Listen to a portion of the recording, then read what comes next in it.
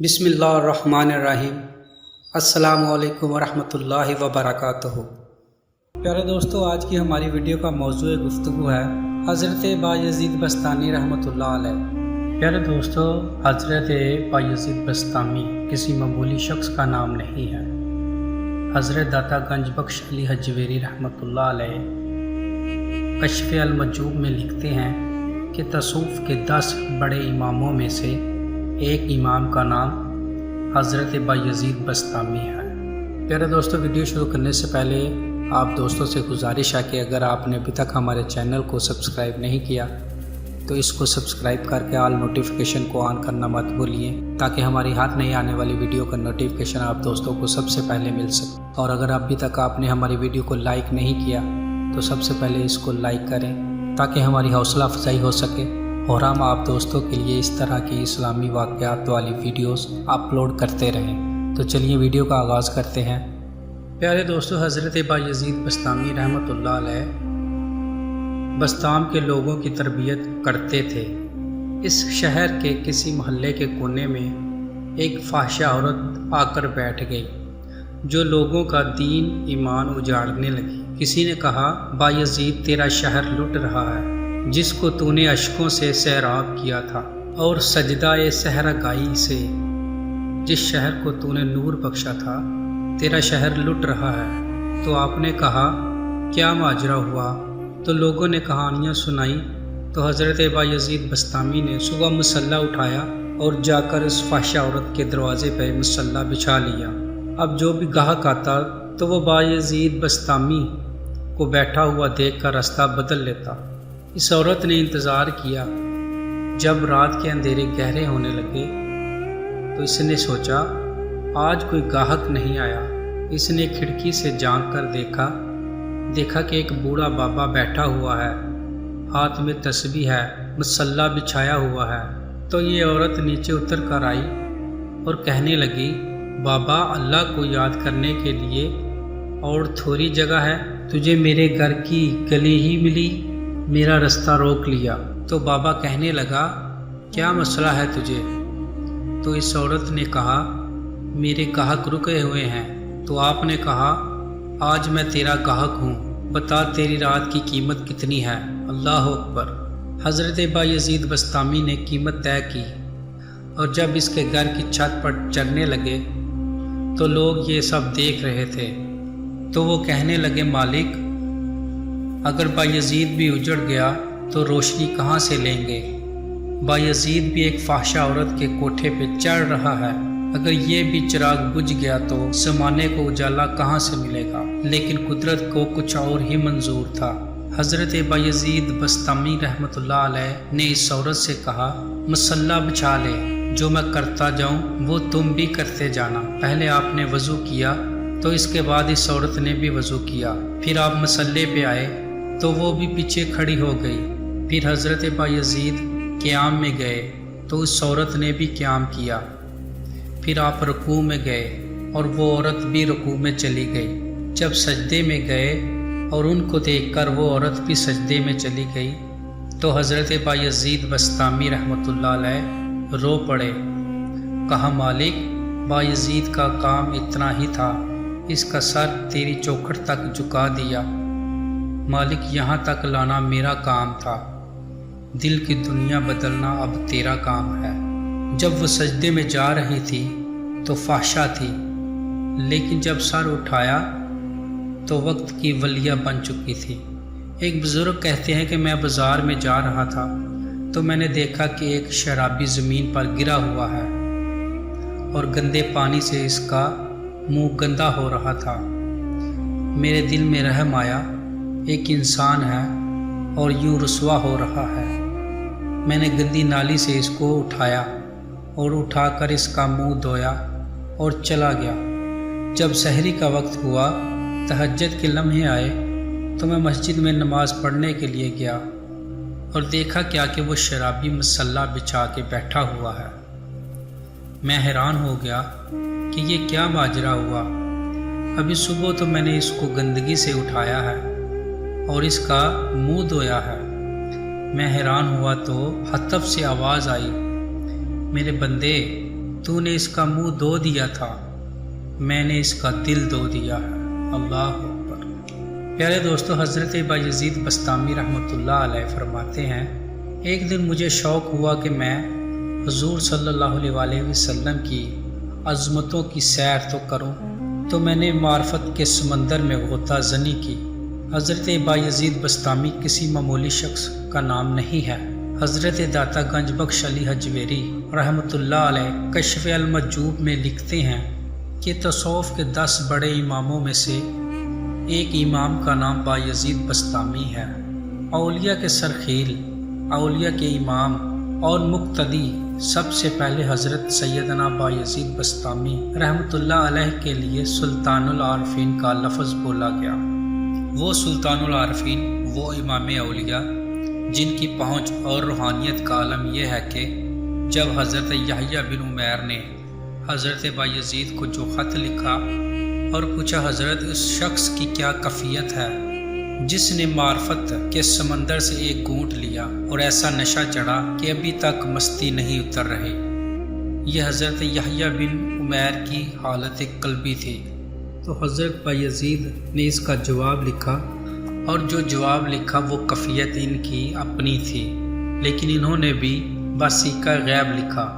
کہا میاں تو اس کا کیا حال پوچھتا ہے جس نے معرفت کے سمندر سے ایک گھونٹ پی لیا اور ابھی تک مستی نہیں اتر رہی، نشہ ہی نہیں اتر رہا، تو اس کا حال کیوں نہیں پوچھتا جو پورا سمندر ہی پی گیا پھر بھی ہوش میں پھر رہا ہے۔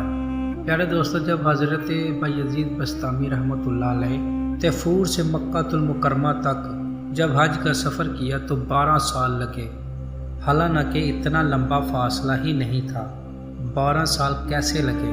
آپ رحمۃ اللہ علیہ ہر قدم پہ 2 رکعت پڑھتے تھے اور آگے بڑھتے تھے۔ 12 سال میں طیفور سے مکہ المکرمہ جب پہنچتے ہیں اور کعبۃ اللہ پہ جب پہلی نظر پڑتی ہے تو حضرت بایزید بسطامی اپنی نگاہیں نیچی کر لیتے ہیں۔ تو کسی نے کہا حضرت اتنے شوق و فراواں کے ساتھ آئے ہیں اور کعبۃ اللہ سامنے ہے، اب آپ نے نگاہیں جھکا لی۔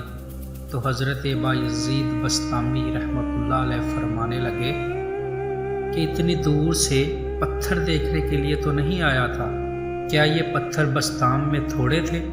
تو پھر جب دوسری دفعہ نظر اٹھائی تو کعبہ بھی دیکھا، کعبے والا بھی دیکھا، لیکن بایزید بسطامی رحمۃ اللہ علیہ پھر بھی مطمئن نہیں ہوئے، پھر نظریں جھکا لی۔ پھر کسی نے پوچھا حضرت اب کیا مسئلہ ہے؟ کہا جب وہ نظر آتا ہے تو ساتھ میں پتھر کیوں آتے ہیں؟ تو جب تیسری مرتبہ نظر اٹھائی تو جدھر دیکھا اسی کے جلوے نظر آئے۔ یہ ہے حضرت بایزید بسطامی، یہ ہے ان کی پہنچ، اور یہ ہے ان کی روحانیت، اور یہ ہے ان کی روحانی استعداد۔ آپ فرماتے ہیں میں نے ایک دن روحانی طور پر معرفت کے سمندر میں غوطہ لگایا۔ میرا شوق یہ تھا کہ حضور صلی اللہ علیہ وآلہ وسلم کی شانوں کو ملاحظت کروں۔ پھر کیا ہوا؟ آپ کہتے ہیں جہاں میں ختم ہو رہا تھا تو وہاں سے حضرت محمد مصطفیٰ صلی اللہ علیہ وآلہ وسلم ابھی شروع ہو رہے تھے۔ میرے نقطہ اختتام اور ان کے نقطہ آغاز کے درمیان 1000 نور کے پردے حائل تھے، اور اگر میں ایک قدم بھی آگے بڑھتا تو جل کر راکھ ہو جاتا۔ جس نبی کریم صلی اللہ علیہ وآلہ وسلم کے قدم اتنے اونچے ہیں تو ان کا سر مبارک کتنا اونچا ہوگا۔ پیارے دوستو، حضرت ابو الحسن رفاعی کا ایک قول آپ کی پیش نظر کیے جاتا ہوں۔ آپ فرماتے ہیں کہ میں نے روحانی طور پر پرواز کی، حتیٰ کہ میں بہت اونچا چلا گیا۔ ایک عرش آیا، اسے عبور کیا، دوسرا عرش آیا، اسے بھی عبور کیا، ایسے ہی کرتے کرتے 7 لاکھ عرش عبور کر گیا۔ تو آواز آئی ابو الحسن رفاعی کدھر آ رہے ہو؟ تو میں نے عرض کی مالک، معراج کی شب جس عرش کی چھاتی پہ محبوب کے قدم لگے تھے، میں اس عرش کو دیکھنے کے شوق میں کشاں کشاں یہاں تک پہنچا ہوں۔ نہ سفر بشرط مال ہے، نہ طلب بقیدہ سوال ہے، فقط ایک سیری ذوق کو میں بھٹک رہا ہوں۔ کہاں کہاں میرے دل کی خلوتیں کئی بار سج کر اجڑ گئیں۔ مجھے بارہا یہ گمان ہوا تو میں آ رہا ہوں کشاں کشاں، کہا تو میں شوق میں یہاں تک پہنچا ہوں، تو میں اس عرش کو دیکھنا چاہتا ہوں اور میری پرواز کی غرض و غیت یہ ہے۔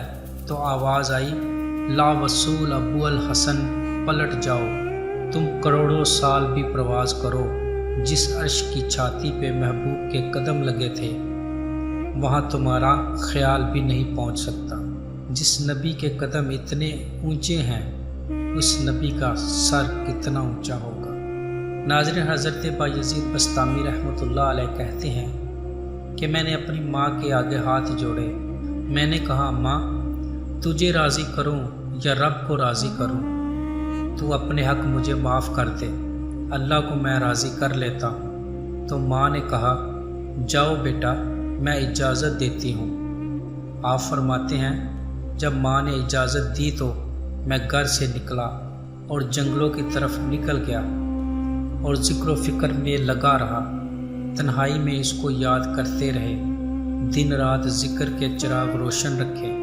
جب 12 سال گزر گئے، بستان کے قریب سے گزر رہے تھے تو خیال آیا چلتے چلتے ماں کو سلام کر جاؤں۔ جب دروازے کو دستک دینے لگے تو اس خیال نے ہاتھ روک لیا کہ ساری زندگی ماں کو سکھ تو دیا کوئی نہیں، اب دکھ بھی کیوں دینے لگے ہو؟ رات کا ایک پہر بیت گیا ہے، سردیوں کی لمبی راتیں ہیں، ماں بستر پر لیٹی ہوگی، تیرے لیے اٹھے گی، دروازہ کھولے گی، تو آپ دروازے کے ساتھ ہی لگ کر بیٹھ گئے اور ساری رات کاٹ دی، اس خیال سے کہ ماں کو تکلیف نہ ہو۔ جب سحری کا وقت ہوا تو اندر سے جو نالی آتی تھی، اس نالی سے پانی آیا تو آپ سمجھ گئے کہ میری ماں تہجد کے لیے اٹھی ہے اور یہ وضو کا پانی ہی ہے۔ تو آپ نے فوراً دروازے پہ دستک دی تو اندر سے آواز آئی، بیٹا بایزید میں ابھی آئی۔ اللہ اکبر! مائیں بیٹوں کے دستک کے انداز سے جان لیتی ہیں یہ کس بیٹے کے ہاتھ کا لمس ہے۔ 12 سال کے بعد جب دروازے پہ دستک دی تو کہا بیٹا بایزید میں ابھی آئی۔ ماں کی تو نگاہیں ہی دروازے پہ رہتی ہیں۔ آپ کہتے ہیں کہ ماں نے دروازہ کھولا، 12 سال جنگلوں کی خاک چھانتے بیت گئے، بڑی گندی صورت، بکھرے ہوئے بال، پھٹے ہوئے کپڑے۔ جب میری ماں کی نگاہ جب میرے پہ پڑی تو اس کی آنکھوں سے موٹے موٹے آنسو ٹپکنے لگے اور اس نے آسمان کی طرف ہاتھ پھیلا کے کہا، مالک میرا بیٹا بایزید تیری طلب میں نکلا تھا، تو نے ابھی تک اسے اپنا قرب نہیں دیا۔ حضرت بایزید بسطامی رحمۃ اللہ علیہ فرماتے ہیں 12 سال کی ریاستوں سے جو کچھ نہیں ملا تھا ماں کے اٹھے ہوئے ہاتھوں سے مل گیا۔ اللہ اکبر! میں نے کہا مالک میں نے تجھے کہاں کہاں نہیں ڈھونڈا اور تو کہاں موجود ہے۔ تو پیارے دوستو، ماں باپ کی رضا ہی اللہ کی رضا کا دروازہ کھولتی ہے۔ جن لوگوں کے ماں باپ ناراض ہیں اور وہ جا کر پیر صاحب کی خدمت کرتے ہیں، صاحبوں ماں کے قدم چومو، باپ کی ٹانگیں دباؤ، ان کی خدمت کرو، تمہارے پہلے مرشد وہ ہیں، ان کو راضی کرو، پھر کسی شیخ کامل کی صحبت میں آنا، تو پھر دیکھنا کیسے دل کی بند کھڑکیاں کھلتی ہیں۔ ایک مرشد کو ناراض کر کے آنا اور دوسرے مرشد سے تمہیں کیا ملے گا؟ تو پیارے دوستو، والدین کی خدمت کرنے سے ہی راستے کھلیں گے۔ والدین کو کبھی ناراض نہ کرو، والدین کو کبھی دکھ نہ دو، والدین کو کبھی تکلیف نہ پہنچاؤ، اور والدین کو بھی چاہیے کہ اپنی اولاد کو اپنا نافرمان نہ بنائے۔ ایک بزرگ فرماتے ہیں کہ مجھے تقریباً 30 سال ہو گئے کہ میں نے اپنی اولاد کو کوئی حکم نہیں دیا۔ کوئی چیز مجھے چاہیے بھی ہوتی ہے تو میں یہ نہیں کہتا بیٹا پانی لے کر آؤ، میں ویسے ہی کہتا ہوں پیاس لگی ہوئی ہے، تو اگر وہ سمجھ جائے اور وہ خود لے آئے تو اچھی بات ہے، لیکن اگر وہ نہ لائے تو میں نے اس کو حکم ہی نہیں دیا، کہیں وہ میرا نافرمان نہ ہو جائے۔ چنانچہ اگر وہ نافرمان ہو گیا تو پلے کچھ نہیں رہے گا۔ جو اولاد ماں باپ کی نافرمان ہوتی ہے وہ ہوا میں بھی اڑیں، وہ چرخ پہ بھی جھولیں، وہ زمین پہ گرنے والی ہوتی ہے، کبھی کامیاب نہیں ہو سکتے۔ جو ماں باپ کی خدمت کرتی ہیں، ماں باپ کی دعائیں لیتے ہیں، وہی اولادیں سرخرو اور کامیاب ہوتی ہیں۔